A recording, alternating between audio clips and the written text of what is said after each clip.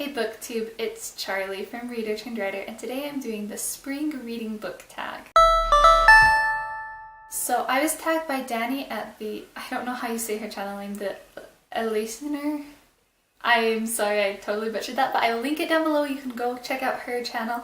I really like her videos. She's a super sweet girl, and her personality really shines through in her videos, and she also is just really, she has a lot of great thoughts about books and is not afraid to share those thoughts and opinions about books and really back up why she has those opinions for them. And her videos are just really good quality as well. I feel like I really enjoy watching her videos. So go check out her channel.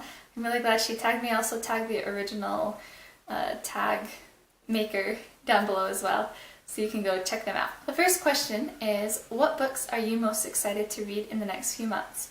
So I do have quite a few books that I am wanting to get to in the next few months. One of the books that I'm excited to get to is the first Ranger's Apprentice book. I actually got it at the library. I just saw it and picked it up on a whim. It's I think it's a middle grade fantasy series, and it's one that I've never read, but a lot of my family has actually read it. My cousins and in-laws and things have read them and really enjoyed them, so I'm actually really excited to be reading those. I also recently bought Scythe and The Host, and I'm really excited to read both of those because I've never read either of them. Scythe is newer, of course, and really popular in BookTube right now, and I've heard a lot of really good things about it, so I'm excited to get to that. And The Host is, of course, by Stephanie Meyer, and I read all of the Twilight books, but I never read The Host because it was sci-fi, but I've actually learned to like sci-fi a little bit more since it came out, and I'm willing to try it, so I'm excited to get to that as well. I also am excited to get to the second book in the series. I don't know what the series is called, but the first one is The Shadow of What Was Lost, and I'm listening to it with my husband, although we might listen to the Alcatraz series by Brandon Sanderson first, because we're kind of in the middle of that and I want to finish that up, and so we'll kind of see how it goes, but I'm excited for both to listen to both of those with my husband. Question 2. What book makes you think of spring for whatever reason?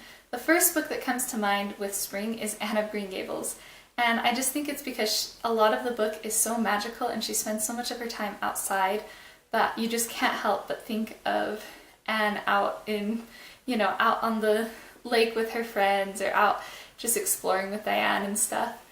The other one I think of is Charlotte's Web because it has a lot of the spring and summer elements to it, where it talks a lot about the spring and summer and just the earth coming to life, and that's one of my favorite aspects of the book. The days are getting longer. What is the longest book that you've read?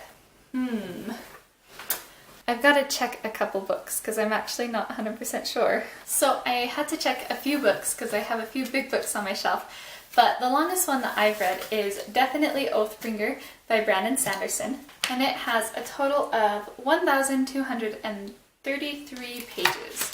And so that's a pretty long book, and I have read the other two, which are also long, but they're not quite as long. Runner-up would probably be Les Mis by Victor Hugo. This edition has 905 pages, so it's pretty close to Oathbringer.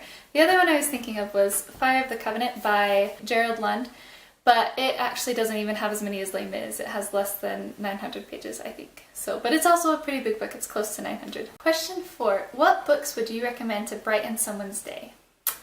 Okay, so I already mentioned Anne of Green Gables, but I would definitely mention Anne of Green Gables because the childhood magic and everything in it is just... Anne's personality is so infectious, even in a book, that you just can't help but be happy after reading Anne. Another one I would recommend would be Ella Enchanted because it's one of my favorite books. It's a kind of more of a fluff read, but it still has a lot in it, and it's kind of a quicker read, and it's also just really upbeat and happy, and is a Cinderella retelling, and it's just basically perfect. It has even the perfect prince in it and the greatest protagonist ever, Ella, and just everything about it is so good. Spring brings new life to nature. Think up a book that you wish existed but doesn't. This one is really hard to come up with just kind of on the spot. I didn't really look at these questions beforehand. I guess it says, for example, by a certain author, so I do wish that there were more Brandon Sanderson books, so maybe that counts. Question 6. Spring is also a time of growth. How has your reading changed over the years? First, I would definitely say that I've gotten better at finding books, in large part due to BookTube. That's really great, so finding books that I actually really enjoy. I've definitely grown to where I'm pickier with books. I want them to be well written, where when I was younger I didn't realize that some books that I loved weren't as well written, like the Aragon series when I read the first book, I can definitely tell it was written by a 16-year-old, especially the first chapter, and as the series goes on, the writing gets better, but I didn't even realize that when I read it the first time. Or one of my favorite series by Lynn Garner is actually not that well written, but I still really like it for nostalgia's sake and the story and everything, but I think I've gotten a little pickier with that. I also think that I am actually starting to outgrow YA a little bit. My husband and I have been talking about this because we've recently both read quite a few YA books and just not been as into them, and I think it's simply because it's YA, and I think that we're just outgrowing that genre a little bit, which isn't a bad thing because now I read a lot more books like historical fictions, non-fiction, mystery. Mystery is something that I read when I was way younger, but then in between when I was like a beginner reader and now, there weren't very many mysteries that I read, but I realized that I actually really like it, and that's really fun. Question 7. We're a couple of months into the new year. How is your reading going? I would say overall fairly well. January I read hardly any books. I had to force myself to reach my goal of 7 books a month mostly because of morning sickness, and I just didn't feel like doing anything at all because I just felt miserable. February and March were actually really good reading months for me. I easily surpassed my reading goal and I felt like I read a lot of great books.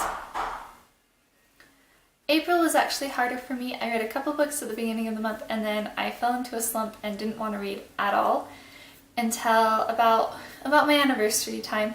While I was on my anniversary trip with my husband, I read quite a bit and was able to kind of get back into reading, so I was able to reach my goal still of 7 books a month in April, but just barely, and I kind of also had to force myself to do that as well. But I'm kind of back into reading now and I feel like I'm reading a lot more. So it kind of has been down, up, down this year. And the last question, question 8. Any plans you're looking forward to over the next few months?